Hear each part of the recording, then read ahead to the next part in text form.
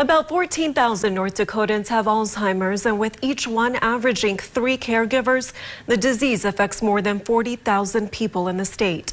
Reporter Maddie Beertemple has more on the FDA's approval of a new drug to treat the disease and why some are optimistic about the decision as we lead local in tonight's top story. Buck Hawes and his wife Bev have been married 61 years, but things changed a decade ago. She was diagnosed with Alzheimer's about 10 years ago. This week, the FDA approved an Alzheimer's drug, aducanumab, to slow cognitive decline in those with early onset Alzheimer's, instead of just masking the symptoms, which previous treatments did.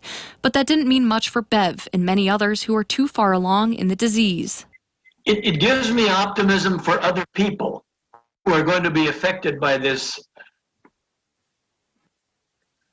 very tragic disease. Today, Bev is at Country House in Dickinson, a memory care residence with about 30 patients who have some degree of dementia. I know it's too late for me and Bev because of the stage that she's in. But I also have to say that I could not have found a better place for Bev's care than Country House. Country House Executive Director Tessa Johnson says she's happy to see the drug's approval. The family members of people who live with dementia at this point feel hopeless. It's such a hopeless disease. And so I think that some of these things give them hope. But there are concerns over the FDA's accelerated approval of the drug. Since clinical trials provided incomplete evidence of its effectiveness, the FDA required the drug's maker, Biogen, to conduct a new trial to verify its clinical benefit. If that trial fails to be effective, the FDA could take the drug off the market. Johnson says that doesn't deter her support of it. It doesn't, because, it's the same conversation we've had about the COVID vaccine for months now. But I trust in science. I'm a nurse, and I trust in the process of things. And so if we didn't, I don't know where else we'd be. There's also concerns over the price tag. Biogen estimates it'll cost $56,000 a year for monthly infusions of the drug.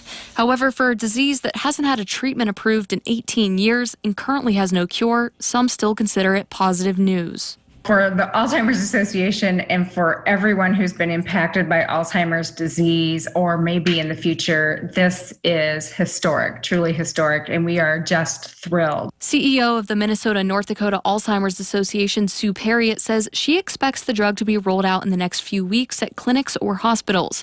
While Buck may not benefit from this breakthrough, he hopes another one could be coming. And I'm quite sure that in perhaps the not too distant future, they might even find a cure for Alzheimer's. Reporting in Bismarck for KX News, Maddie Beertemple.